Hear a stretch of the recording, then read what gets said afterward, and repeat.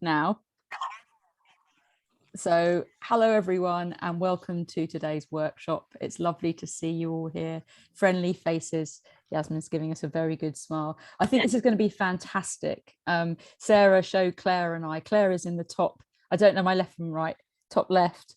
Who's helping. It's different for each person. Yes, that's true. That's true. I'm just going to mute you all as well. Just while I'm saying, because in case we get some background sound, but Claire's starting to help us at Bite Book. She's her background is in publishing, and she's also written some children's books, and she's a totally fabulous person. So I'm very excited to have her with us, and it's her first time today. So I hope she enjoys it. And then we've got Sarah, who's just joined, probably will be in the bottom part of your screen.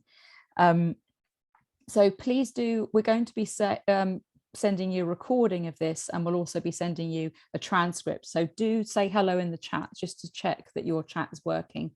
So just say where you're calling in from, or you can tell a bit about your book, or if a blog, or whatever you want to do. I know Martin does very interesting things with photography. Maybe he'll mention something like that.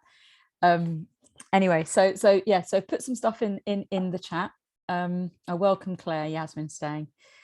So it's a very nice network. It's a very nice network.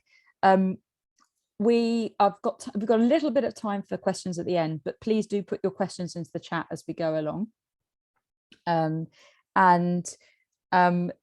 We've got lots of great events coming up. I don't know whether Claire can put some links in for us as we go along. But one of them I wanted to mention is we're running a Bite Shorts competition.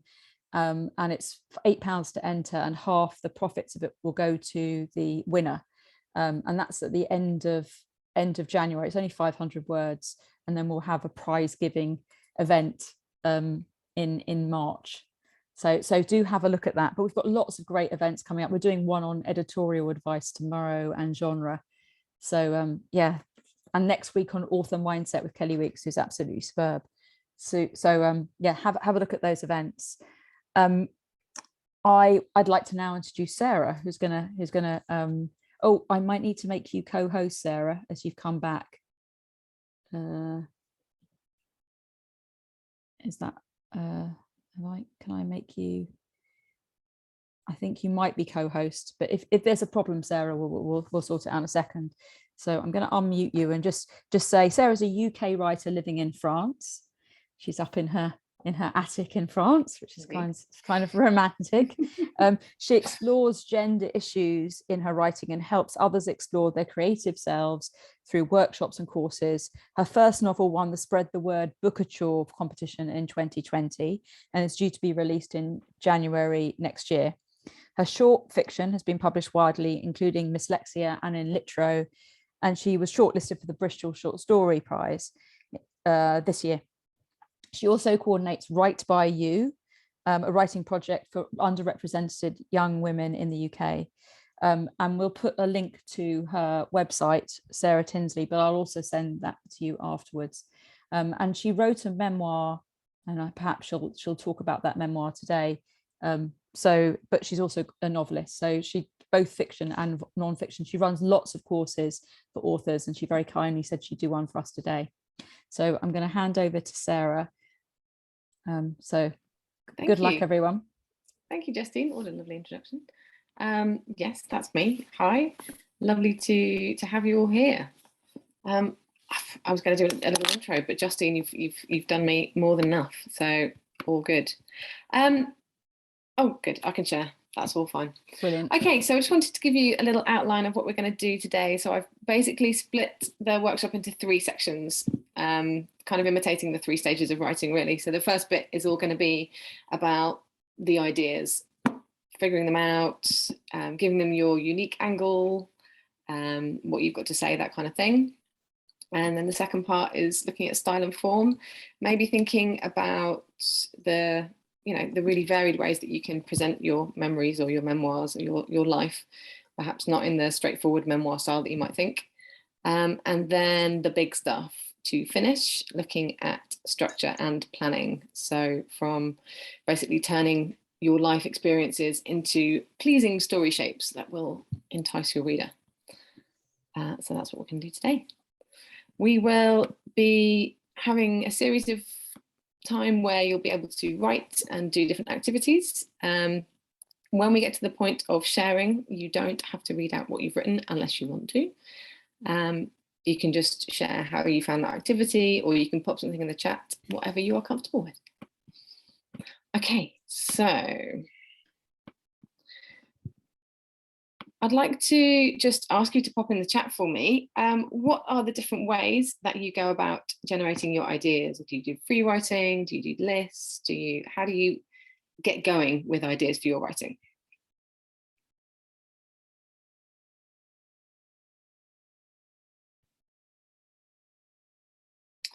Morning pages.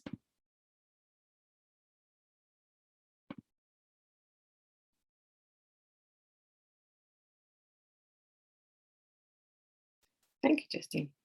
Always good to look at other art. Am I the only one that's Yeah. We'll wait to see if anybody else has got some ways of, okay, daydreaming. There you go.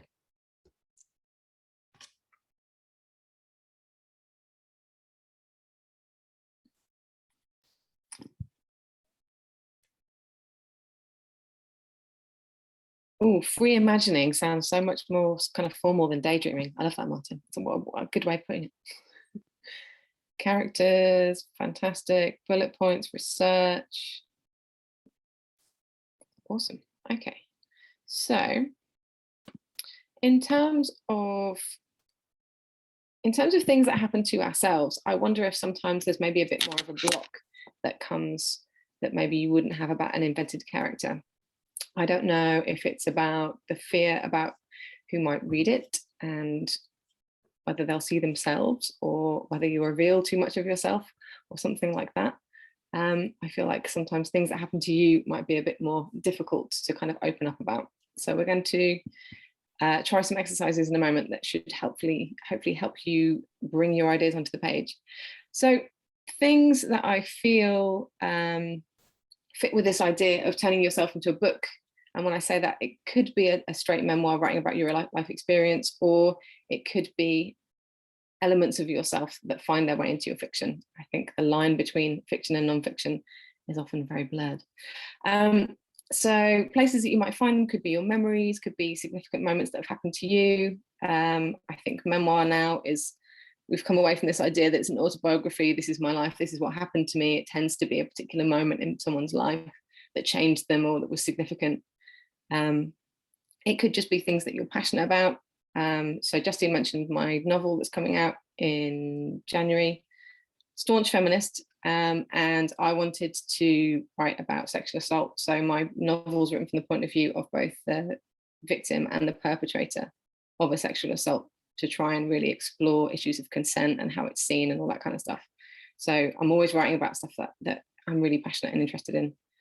And then of course your unique angle, which again, sometimes with memoir and life writing, maybe we might worry, well, what's so special about me? I think it was, I can't remember the name of the writer. I've put it in the link. Oh, sorry, I forgot to say, you'll get a list of resources which will include all the books I mentioned today, and it will include a reading list. And there's a very good book about memoir writing, and she says, it's when you're most honest and when you're your most truthful that you reach a place of is it the Mary Carr true one? authenticity. With the sorry, is it the Mary Carr book, Art of Memoir? No. Or Sue William Silverman or Vivian Gornick? Don't worry, you'll get that. You'll send those through. I will.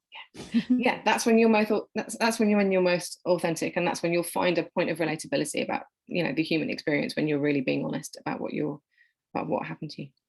So those are the kind of different avenues that you can go into, and in the resources sheet there's lots of different activities that you can try. Today we're going to do memory nouns.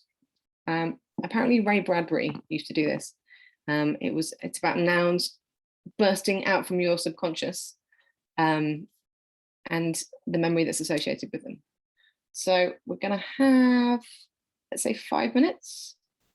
I'll just put out my phone, and think about significant, 5 if you can think of them at least, significant things, objects that carry one particular memory for you, and you can write them as I've done here. So just the thing, and then the little memory that goes with it. Okay, shall I pause the recording for 5 minutes then, Sarah? Yeah, okay. I was just going to say to you, Justine, do you want to start the recording again?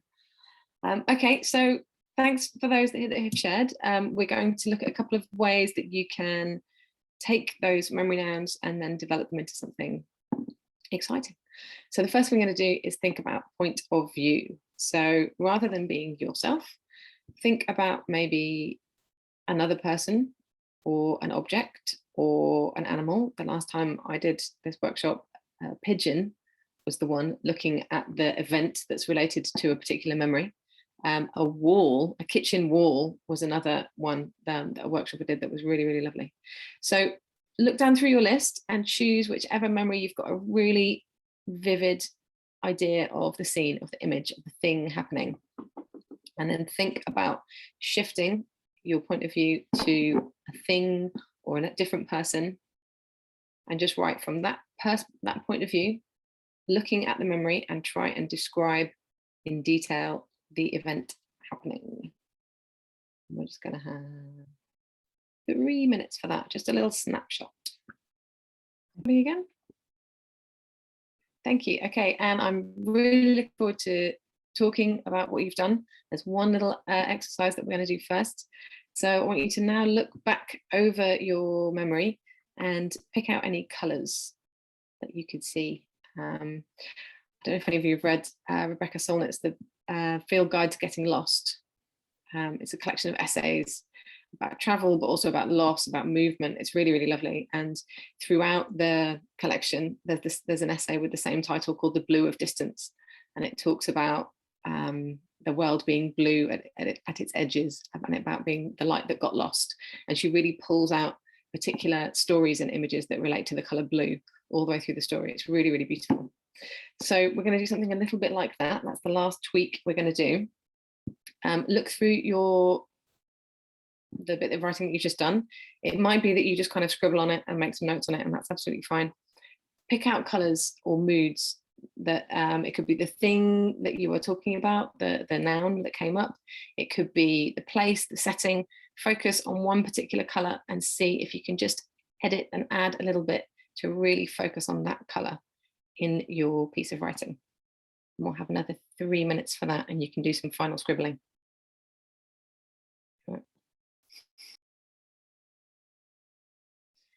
Okay, so I'm going to have a look at what has been put in the chat first, and we can have a look at that and have a little share. So do have a look in the chat box now. And then if you would like to share what you've written or share anything that came out of those writing exercises, do let me know. Let's start with Toby's watermelon.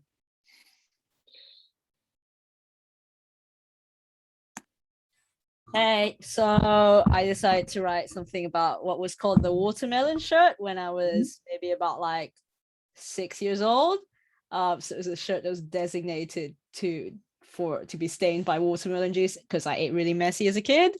So yeah, this is what I wrote. My mom brought out a cold watermelon, perfectly ripe, with fissures of deep red amongst coral pink. You could tell it was ripe as soft clusters of sugars crystallized around the edges of those fissures. We had completed the main part of the barbecue, and had placed sweet potatoes in the smoldering coals for dessert. She knew that her little gremlin was going to get messy and shouted, "Go get your watermelon shirt. Oh, go get your watermelon shirt on." I ran upstairs to put on the shirt with a 5x5 grid of various dogs that was designated to be drenched in watermelon juice. This initially white shirt, now stained with light shades of red from many barbecues past, was brought out once again for this occasion.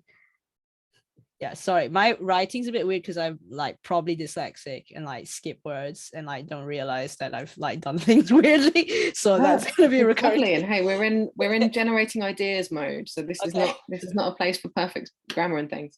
Okay. I think it's really nice to see that you shared all three of your ideas, so we can really see how you've developed it, and how ideas can kind of grow into something. You just had the shirt, and then it was the memory, and then it became this really kind of textured image. Mm-hmm. there's something, isn't there? There's something about things that are specific to you. I always think that when I read a book, when there's a really specific memory that a writer's put in, and I think, is that yours? Because it's something just so authentic about wearing a special shirt with dogs on for a watermelon that it's just perfect. I love it. Brilliant. Thank you. Beatrice, tell me about your object. What was the noun that sparked off that idea? We're just waiting for you to unmute, Beatrice. Oh yeah, sorry, you're muted.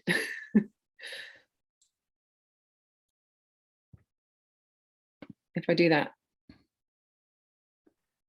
Yeah, we go. Yeah, okay. Yes, I mean, the first bit I wrote about the ladder. Mm-hmm. Yeah. Yes, it was being in a new boarding school and coming from a tropical country. And of course, you arrive there with your accent and all of that. And there was also that feeling of people who knew each other. Quite a few of the girls had come from their schools together, from the same school, primary. And so it wasn't really easy to be the only person there. And then you just had this feeling that even with the girls generally, it wasn't just not knowing anyone, but also the fact that girls had groups that they moved around with. And I mean, they were very tribal about it. And you could see some of the Chinese girls were always together, you know, the girls from Hong Kong. And so I just wondered, you know, at the time, you know, where, I mean, who am I with? And it just looked as if there were all these groups. And I was just somewhere at the bottom, or, you know, and wondering who would claim me actually as, you know, part of them. So your object was invisible, in fact, that you chose. An invisible ladder, yeah. I take it. Yeah, it's a really powerful time of your life, yeah, isn't it? Yeah. When those kind of tribes and those connections are being formed, and it just feels like the biggest thing in the world, doesn't it? Yeah, that's really. And if you've come from abroad as well, if you've come. Of course, yeah. I couldn't, obviously, I couldn't properly relate to that. That's yeah, really powerful. I think your kids might though. Yeah. In France.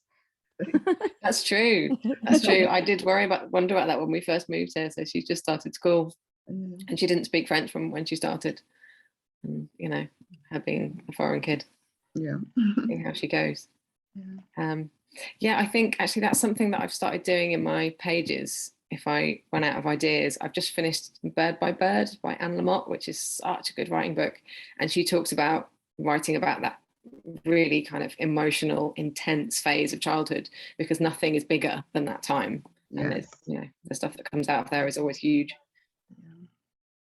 Thank you very much for sharing. Yasmin, tell me about your sheets. Hi. Hello. So, for those that know, and I know Justine knows the name, the kind of working title, but the name of my novel, memoir, kind of sharings is called Clean Sheets. But I get asked often why, and I always say it's twofold. So actually I talk about writing because I say clean sheets for me is about having a blank page to write on, but essentially it's about what I wrote, warmth, cleanliness, and most of all a sense of safety. And to this day, all my sheets have to be white, as I do need that structure and pristine need of protection. But it's about growing up in foster care and different children's homes, and what certain tangible things meant, and layered under that, it's about deeper issues of culture and family and mental health, because and it sort of interweaves. So the Clean Sheets feels quite metaphoric in lots of ways, but also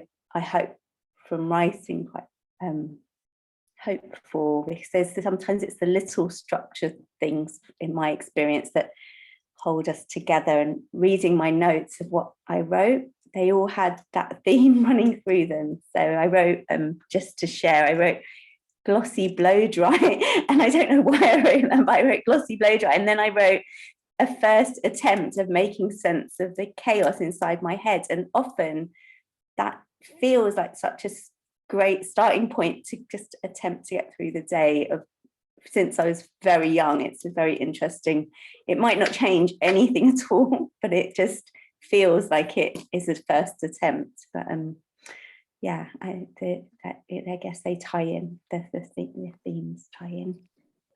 That's lovely. I love the idea of routine and little things becoming so important in a life that's so kind of disordered and chaotic. That's I would definitely want to read your book. It sounds great. Thank you. Good title. I hate titles. Thinking of titles is really hard.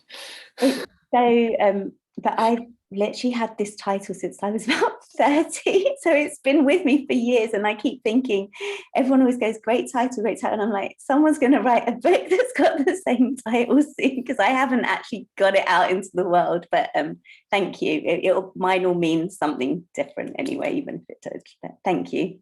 That sounds great. Thank you. Oh, good luck with it. Sarah. Oh, heartbreaking. Was it the hairbrush, your object? Sorry, I was mute then. Oh, okay.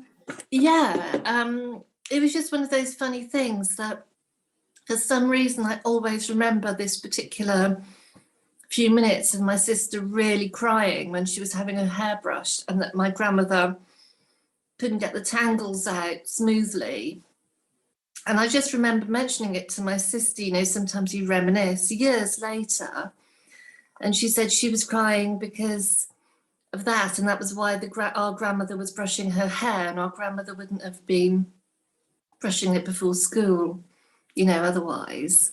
If our mother hadn't died. And I suppose in those kind of chaotic times, as a child, it's what you kind of perceive, and you perceive one thing and you don't always realise what the underlying problem is. And the problem was that she didn't want my grandmother to be there at all, almost, you know, because that's how our lives changed. We had to have our grandmother because we didn't have our mother. And then we went to boarding school as well. But I suppose for me, there was a revelation which I might not really have communicated very well, is that I just didn't understand the situation she was in. It's lovely. It's similar to Yasmin's, in that you've got, again, these tiny objects kept bearing a lot more significance, especially in hindsight now with you looking back on it. I think that's a really powerful moment, because it's just, you know, it's just having your hair brushed. It's a normal everyday thing. And I don't know, I definitely remember the tangles thing, because me and my sisters had really long hair when we were kids, and it was horrible. And it's just that it's really poignant, because I think because it's so everyday. My sister had very long, fine blonde hair that I was actually quite jealous of, because I always had shorter, very thick, dark hair.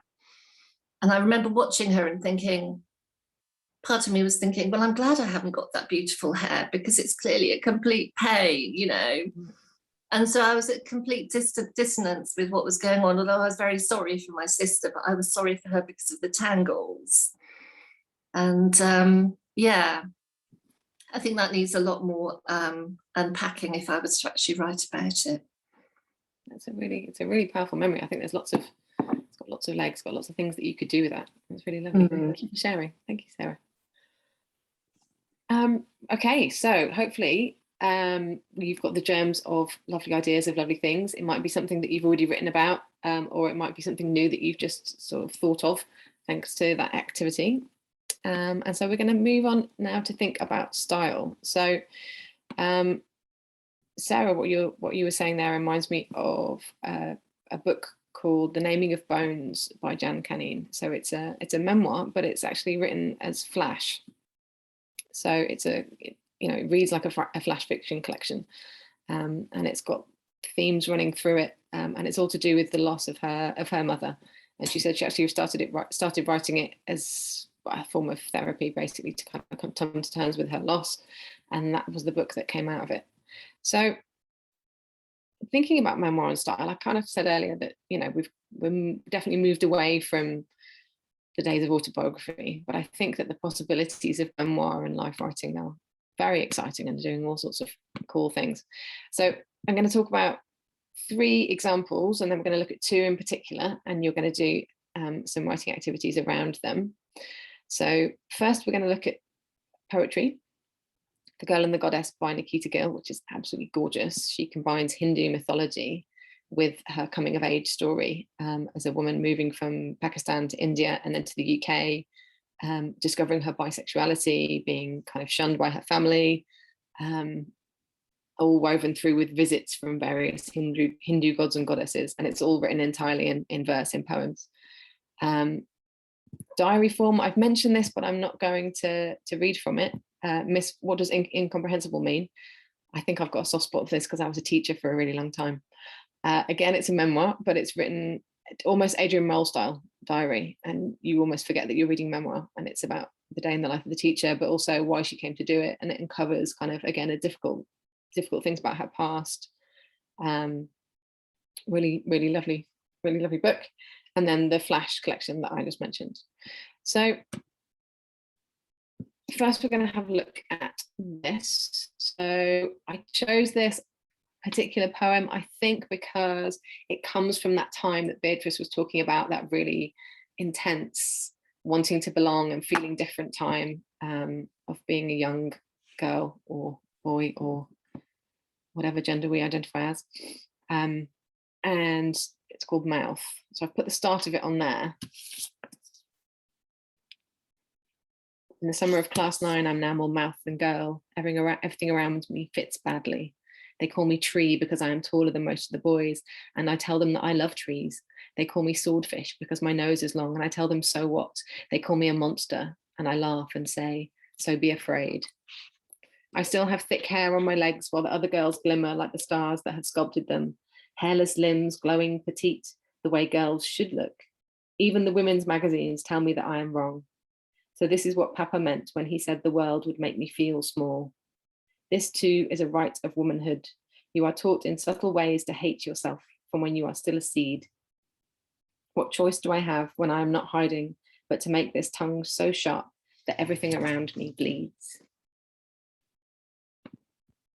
So she's taken that one moment and she's condensed it into this lovely poem.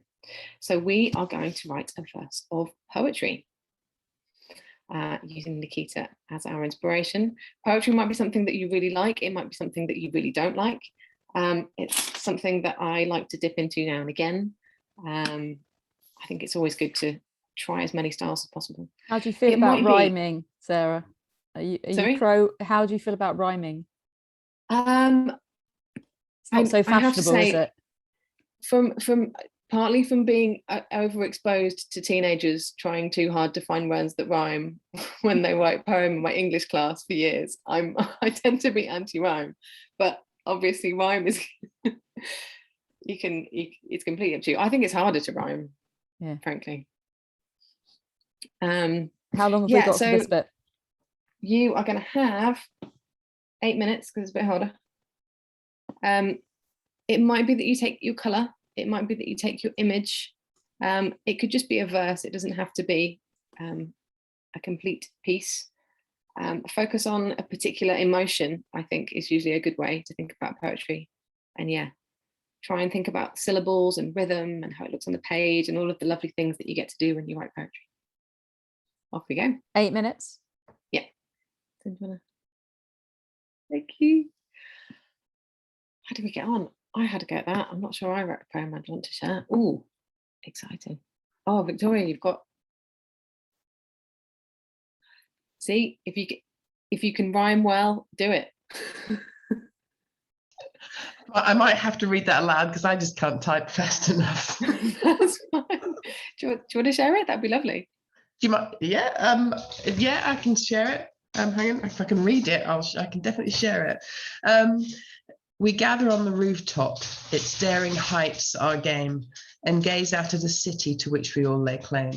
Pinprick lights remind us of what the dark night hides, a geometric landscape through which a cold wind glides. Her red coat drawing glances, the siren sells her song. Despite her tears, she dances, and for her we all long. That's lovely. That's so. What was your object? What was the memory initially? It was a pair of warehouse jeans I once wore for a music video on a roof in Camden. Oh, that's such a good memory. I love it. Wow, that's such a great poem. That's really beautiful. Thank Really you. evocative. Gorgeous. Thank you. We've got. I'm just scrolling back through now. We've got lots of things.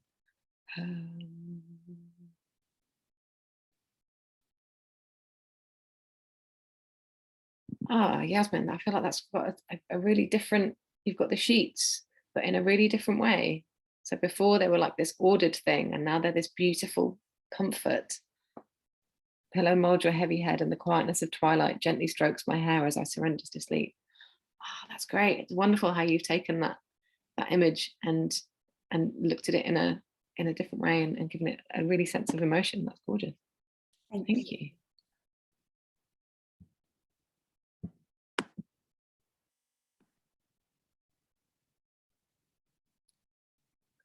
Toby, is the two things that you've posted, is that the same? Yeah, it's the same one, but Yeah. I've written about a different object I had before.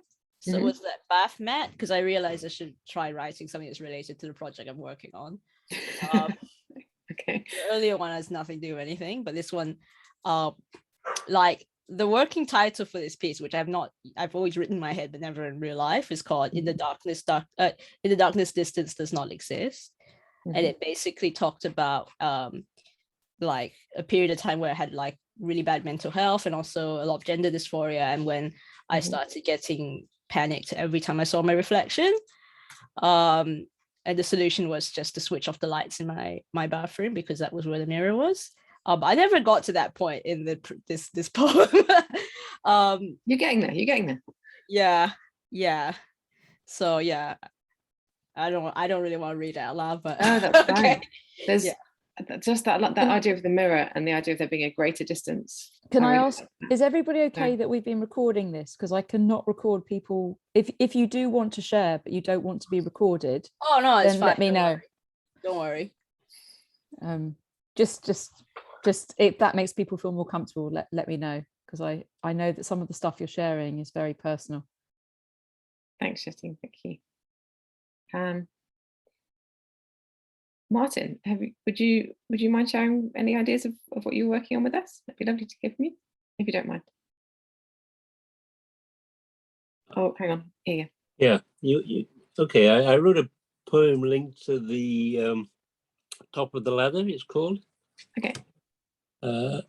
Look towards the top of the ladder, the murkiness, the grey indistinct form. That is your future, the outcome of current potential. Make of it what you will. It is your future. You cannot change it, cannot deviate from the path. Or can you? Is your future fixed, or do your actions change the next stage in deterministic fashion or randomness, a new fixed point or floating? That is the key to life and to death. Wow. Did you start with the ladder as well? Well, no, I mean, you told us to take other people's ideas and try and think of it from other people's point. So it's not my ladder, it's the ladder that was given to us earlier on. Oh, fantastic. I've taken the ideas to the next stage. The fact that it's still, That's lovely. Thank you. Brilliant. Oh, I didn't realize that you were doing that. You're taking someone else's idea and developing it into something else. That's even better. Isn't that what you were asking us to do? I mean, I was thinking that you would be developing the ideas that you had worked on yourself earlier, but that's even better. Collaborative writing. I love it. You shared your own idea at the beginning, didn't you? Yes. Yeah. Oh, I did. Yeah. Oh, I didn't mention that. I'm so sorry, Martin. Apologies. You had a lot coming through. Oh, the railway tunnel. Yeah, yes. I was thinking he sounded like Jung. Has anyone listened to Carl Jung's autobiography? Yeah, I've started reading his works recently. Your style sounds exactly like his autobiography. Oh, really? Okay. Well, one day I'll read some of my other poetry. I've written quite a lot over the years. So. Oh, fantastic. Thank you very much for sharing. We're going to go from one extreme to the other now. So we were being all poetic, and now we're going to be very curt with our words. So, oh, my PowerPoint's disappeared. Where's it gone? So we're coming back to the Flash collection that I mentioned. Oh, where's it gone back there? Yes. So this is the naming of bones. And just to give you context for this particular quote, it's something that she does to help her sleep before she goes to, before she goes to sleep, obviously. She goes through all the bones in the body and she names each of them and works up from her toes. And that's the way that she kind of helps calm herself, because she's suffering a lot of anxiety because of kind of suppressed memories and things. So this is a little later into the first piece of Flash in the collection. As soon as I'm asleep, the singing will start up again and the little girl will appear, phalanges, metatarsals, the one who haunts all my dreams, tarsals, cuneiforms. Maybe tonight we'll play on the beach, the one that's like the one outside the window, navicula, talus, like it, but so very different. Maybe we'll build sandcastles, sing it as we plat them flat and decorate them with white ringed limpet shells and strange and tiny fruits, perfect miniatures of oranges and apples and peaches. To summon the wee people, the little girl will say, and her gaze will float up to the scattering clouds, or to call a storm. So this Flash piece is right at the start of the collection. And then what happens is that all of these images will come back. So we see the strange and tiny fruit, we see the little girl, we come back to the beach, and then it's slowly, we kind of get the sense of it's her figuring out a memory that she had forgotten about her mother who died. It's really, really beautiful. So we're kind of going to do a Flash, but we're also going to do a really, really condensed Flash. Helps with this, I'm going to show you a story from 100 by Laura Besley, who is awesome. This is a book of 100 stories written in 100 words. It's amazing how she manages to get whole narratives into such a small space. So this is her story, Mother Tongue, which I'm just going to leave up there. Now, you all have very big stories, and the next part of the workshop is going to be looking at structure, looking at how to take all your ideas and turning them into something with shape and with structure. And one of the best ways to do that is to condense it down to the bones of the story. So you're going to have a go at writing your whole story in 100 words. Here's an example of how to do it. She's used before and after, which I suppose is a way of showing a transition. So it kind of depends on what your story is about as to what's going to work. I'm just going to give you 5 minutes for this, and it's going to feed into what we're doing next. I managed 94. How did you go on?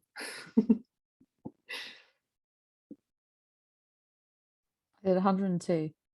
But I'm not. It was fun though. It's pretty good. It's yeah, it's a fun activity. I wrote a blog post on that once about restricted writing activities. I got people in my workshops to write without using one letter of the alphabet. E was really tricky. But yeah, Z was a breeze. Z was fine. Yeah. There's a novel, I can't remember. This is terrible. I shouldn't mention this, but anyway, there's a book. Maybe I'll share the blog post with you. I can Google it while you. It's written.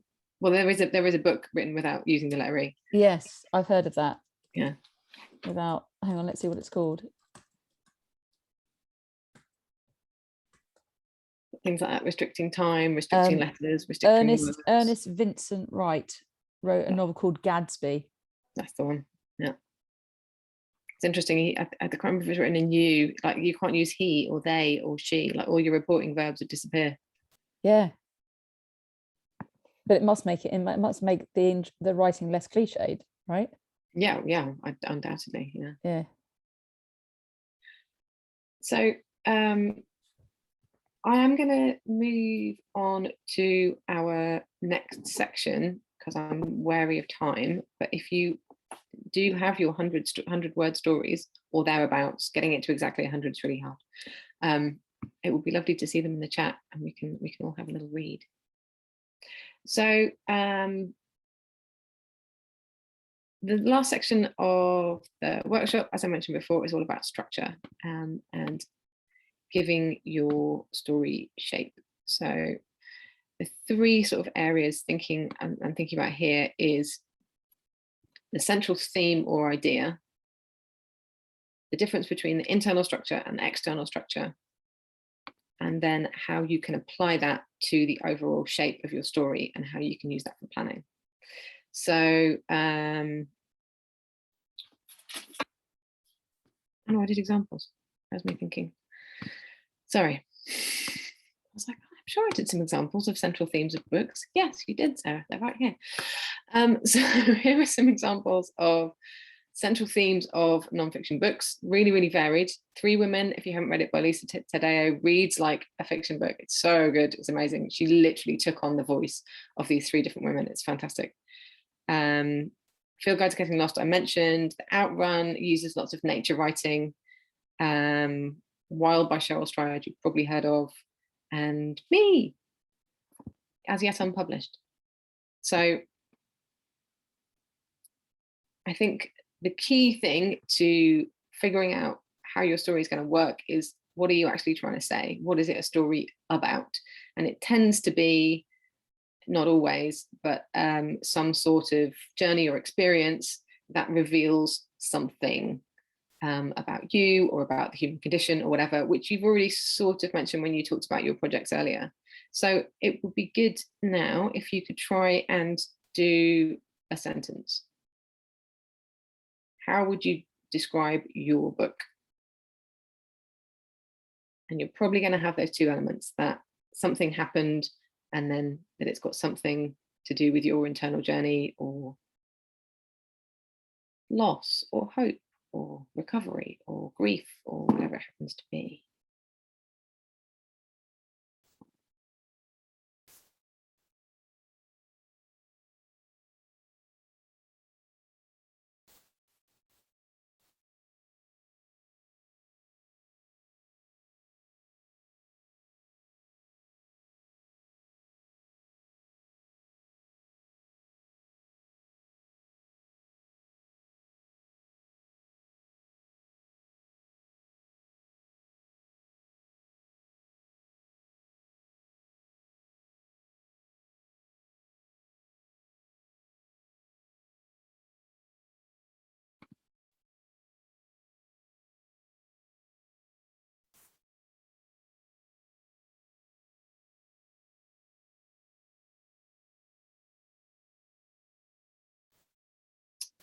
And that might be something that I've got a really clear idea of now, or it might be something that you want to develop a little bit more.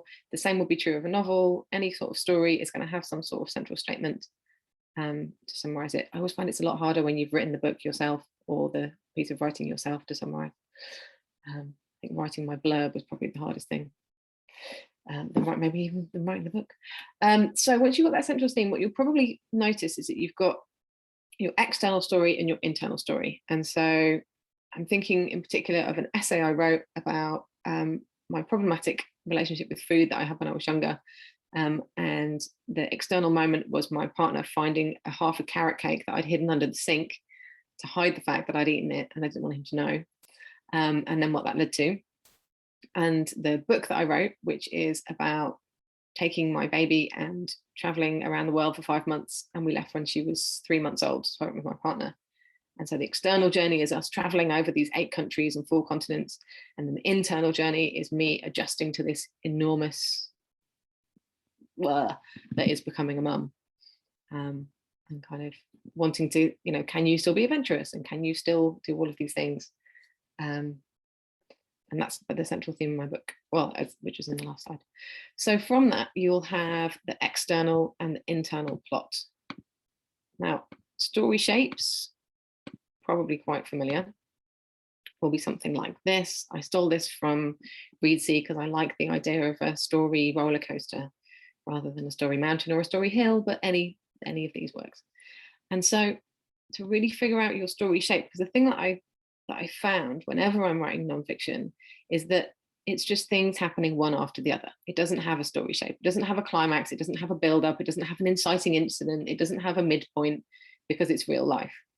And so it's I thought, oh, this is going to be easy because I don't have to make anything up. I don't have to make up places or whatever. It's all happened. It's going to be great, which it kind of was because all the content was there. But then I had to create the shape of it. So it almost felt like it was just as hard as a novel because I had to give it shape that didn't exist. And for that to happen, I think the main point that you need to identify is your climatic point. What is the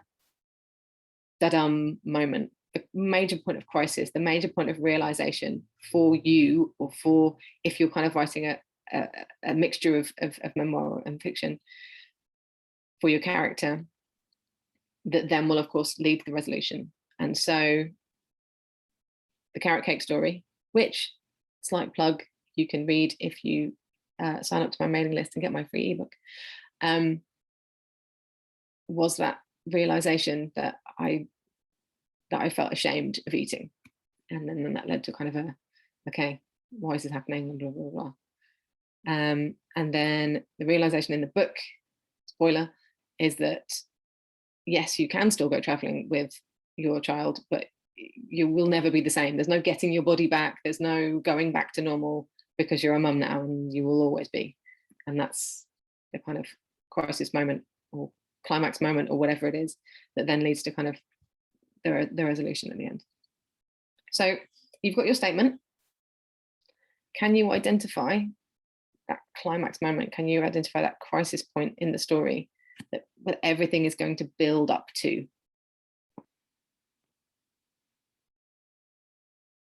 And you could just write that down in a sentence or a summary or some notes or something.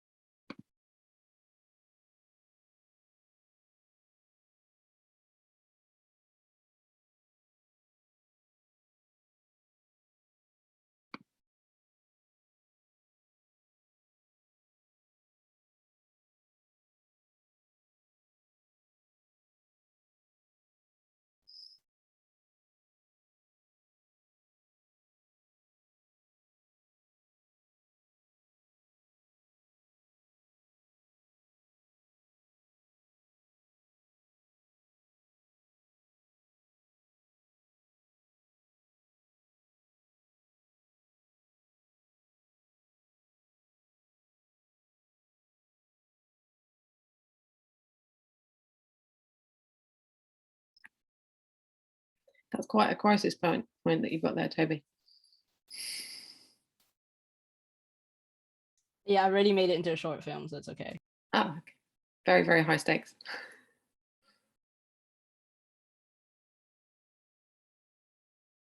Yasmin and Toby, your 100-word stories are lovely. Sorry, I feel like I'm skipping ahead a little bit now. I don't want you to miss out. Don't want us to run over.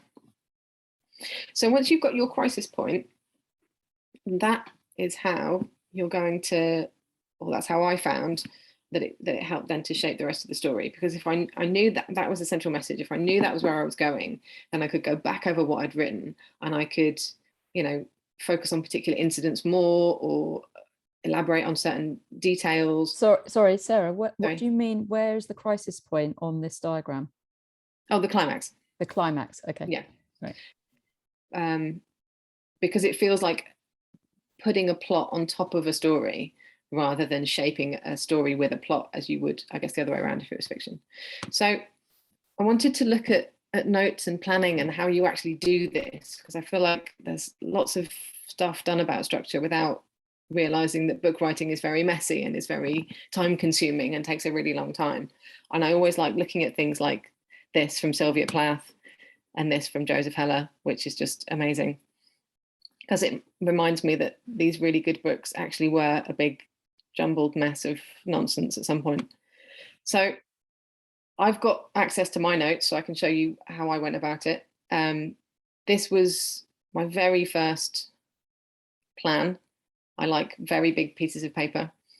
And it was just everything so there's a sort of a linear in that it goes through the different countries, but then it was offshoots like, oh, how my body was affected by having a baby, and oh, what about disposable nappies and whatever, like all of this different stuff that just came out in a big kind of splurge, which I suppose imitates the activities that we did right at the start of the workshop.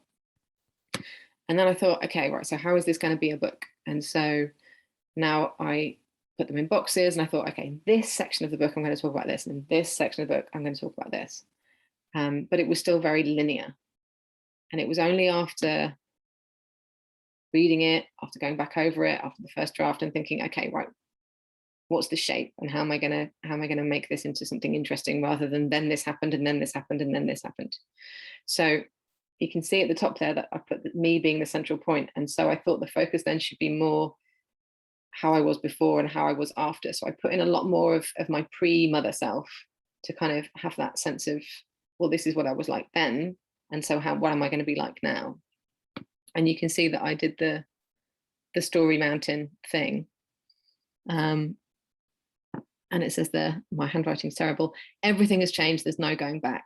And so then it meant that I could go back over the rest of the story and say, okay, actually my inciting incident could be this, because that's related to me wanting to get back to normal after having a baby. Okay, and then the crisis point here is when we had an argument about whatever in Chile. And so it meant that when I went back over the draft and redrafted the whole book, I had that in mind, and that I was working through, I had that kind of central image to take me through. Oh yeah. So I think rather than asking you to do that now, and obviously you're going to get these slides afterwards, this is a way that you can take your ideas for your book and turn them into something that has a good shape and that has a particular structure. Because I do want time for questions at the end. So the last thing I'm going to share with you is how useful it could be. And I think someone mentioned, sorry, I can't remember who, right at the beginning, reading other books, is how you can really analyze other books to help you, particularly with structure, because structure, personally for me, structure and plot, that's always the thing that I find the hardest, especially when you're dealing with a whole book. So this is an example. I think that was Beatrice. Oh, okay, thank you. So this is an example. I've done this lots of times with, I did this with a dual narrative book before I wrote my novel. I did it with various books about unpleasant characters before I wrote an unpleasant antagonist. This is Wild by Cheryl Strayed. If you don't know, it's about someone who is dealing with the loss of her mother, and she goes on a really long walk on the Pacific Crest Trail and comes to terms with her loss basically over the course of it. So I thought, okay, woman traveling, dealing with an issue, let's see how she does it. And you can alter your columns to fit whatever question you're asking the book. This only really works with a book that you already know. So you have to be reading it the second or third time, because if you're just going, oh, what's happening? You can't really get your critical head on. So I wanted to know, if you look the second, right, what is that section doing? Is it setting up the story? Is it giving context? What's happening? So I wanted to think about, what is each part of my book doing? And then the time. So I was particularly thinking, how do I get that balance between me on the journey now and things happening before? That kind of internal, external plot. The bit on the left, where I've got how much of the book it takes up, helps to create a visual picture, so you can see what the book looks like. And you can make something like this. So each of those blocks of color is a chapter. So one thing that gives you straight off is it gives you an idea of the variation in chapter length throughout the book. Now, I've done this with other books, and it tends to happen that you're towards the beginning and the end, you have shorter chunks. They've kind of spread out a bit in the middle, and then they get shorter towards the end. It depends on the style of book that you're writing, but I just think this is a really nice visual way of seeing what a book looks on a page. Two things that were really useful for my analysis there were the blue are the events in the past, and the yellow is the hike. So I could get a sense of, oh, actually, because when I was reading it the first time, it felt like there was a lot of the past story in, but actually when I reread it and analyzed it, I could see, oh, actually, no, there's a lot at the beginning, and then it's just sort of dropped in, and it gets less and less as the book goes on. And so that helped me with my idea of, okay, where do I put this stuff? How do I keep it throughout? Do I just put it in the middle, whatever? The other thing is that you can see that the halfway point of her physical journey is actually 2/3 of the way through the book. So she still has half of her hike to do.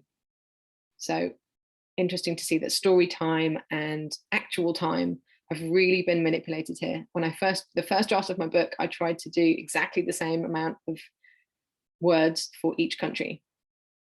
And then I thought, well, no, hang on. It needs to be about how I got there and all of those kinds of things. So the setup actually takes up a lot more of the story than the journey itself. So that's another thing that you can do to help with your structure. See what someone else has done and figure out how that can help you with your own book. Okay, I'm going to stop there because that's a lot of stuff. It was brilliant, Sarah. That was so interesting. I don't know that I especially was so impressed with the diagrams of the of cutting down the book and seeing the shape of the book. I think that's really useful. Kind of, yeah, I keep on thinking about that since she showed it to me the other day. We don't have a lot of time for questions. I think it's been nice that everybody's managed to speak, but does anybody have, we've got time for maybe one question. So does anybody have a particular question they want to ask Sarah? I mean, I think she's done so well. I think you've really covered so much in an hour and a half. It's amazing. And I've enjoyed playing along with some of the exercises as well. I'm sure everyone's got a lot out of it. Does anyone have anything they want to say? Or I wish I'd done like this before I started, but just saying. Yeah, well, you can do another draft. Yeah. Yeah. Oh, Beatrice, sorry, I think you're speaking, but we can't hear you, Beatrice. Let's unmute you. Yasmin's saying this has been great, Victoria. No, I was just saying, when I started editing, with Amelia, and I went through it. Yeah. I mean, just listening to what Sarah's just done with the structural analysis, I mean, it just hit me really hard that a lot of the things I did with the editing are what Sarah is now saying you need to do before you start. So I'm thinking if I'd done that, I would have been much faster. Yeah, well, you learn to write a book on the first go, don't you? This is the third book I've written, if that helps. So it's taken me a while to figure it out. Yeah, the first one took me ages. I also think, Sarah, that you sound like you're a planner rather than a pantser. No, I'm not. You're not a pantser. That's the thing. That all of this, the first draft is. I always read my short stories. There's no plot ever. Right. Okay. This is all happening second draft. This is why I say second draft. So it's fine. The first draft is just. Well, it's good to get sand in the pot, isn't it? It's good. Yeah. It's good to get a messy first draft. Get some words and don't think too much about it in the first instance. Just get it done, and then you can go back and read it as a reader and work out what to do. But you can cripple yourself if you do too much theory. Yeah, that's why the reading of other books thing, that I do that in the gap between the first and second, because you need that distance, don't you, from it? And so that's a nice time for it, so you can get away from your own book and get out of your head and all of that. Yeah, I fantastic. I mean, yeah, I think it's been really useful, and everyone seems to have been engaged. Thank you so much, everyone, for sharing as well. It's quite a scary thing to show people your work. So, especially with such personal topics. Thank you. Yeah, exactly. It's funny, isn't it? You really get to know strangers when you talk about or whenever you're writing with other people. You kind of get a lot of their world. So yeah, Sarah, thank you so much for facilitating such an interesting workshop. So well thought out. Beatrice has just got one comment, and then we're going to have to. What were you going to say, Beatrice? I was going to say, can you hear me? Yes, yeah. Would you say Bill Bryson's writing leans on towards memoirs at all? Bill Bryson's style of writing. Yeah, definitely. I would say, yeah, he's kind of borrowing from travelogues, isn't he? Yeah. So it's kind of, which I think maybe is why he's so popular, because travel writing is always popular, but he started kind of to give it his own personal take and his own personal experience. I think, yeah. Would that style work for a memoir? Oh, definitely. Yeah, I think so. Yeah, I think absolutely. almost anything goes for memoir. That's what Sarah was saying with the different examples. In fact, I was thinking, okay. No, I'm just trying to think of a book. It's gone. Sorry, never mind. Has anyone read Postcards from the Edge? Someone told me to read it. Have you read it? It's Carrie Fisher's autobiography or biography. Postcards from the Edge. Apparently, it's. Have you read it, Claire? You were nodding, or someone was nodding. It's a brilliant book. Victoria. Absolutely brilliant. Oh, you've read it, Victoria? Yeah, many years ago, but I remember it. I remember thinking, wow, at the end of it. Brilliant book. Yeah.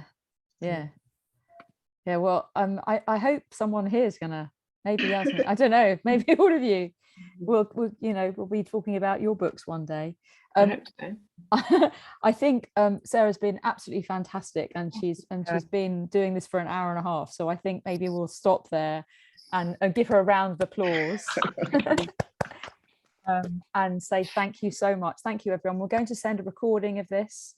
There you go. You're just going the next steps. These are Sarah's details. Yeah. Just to, I've got on my website, if you fancy some more of the same, I've got a fortnightly workshop called Scribbles that I have on Tuesdays and Wednesdays, which is basically, it's theme based, and every fortnight there's a new theme, and we generate new ideas and content, and there's a lovely group of creatives that come along. There's a composer as well as writers. So that's lovely. And then I've got some specialist workshops, one about empathizing with monsters, because my novel is written half from the point of view of a rapist. So that was tricky to write. We can talk about that. I've also got a workshop about dual narrative, the challenge of telling a story from two points of view. And then in the new year, I've got 2 courses coming up. One is called Get Scribbling, and that's about tapping into your voice, yourself, and making sure that you embed your writing and your creativity into your everyday life. And one on short stories, about using your passions and the things that you care about to create lovely short stories. Oh, and I do feedback and coaching. So I'm coaching someone through that, writing their first novel at the minute, which is lovely. Brilliant. All of those things. Oh, and buy my book.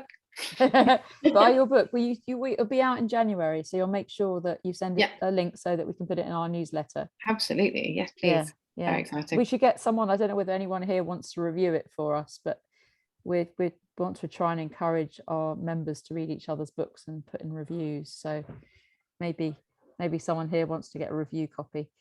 Right, and you said you'd written some others. Are they available everywhere that you can get books, or can we get them from Sarah. your website? Sorry, what was that again? Sorry, your other books. Sorry, you said you'd written some other books, so I'd be really interested to read.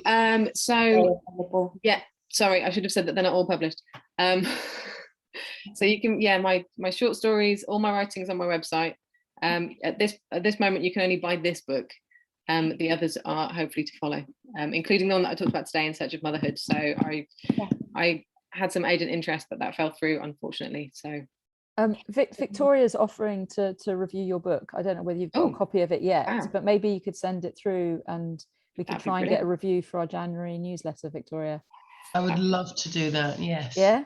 Okay. Absolutely. That's brilliant. Thank you. Sounds great. That's exactly what Bite the Book is about. It's about people helping each other and supporting each other. So thank you, everyone. I'm going to stop recording now, and just that was brilliant. And thank you. I really do appreciate how everyone's been engaged today, kept their cameras on. You know, it's not in days of Zoom, we don't all love that. So well done. And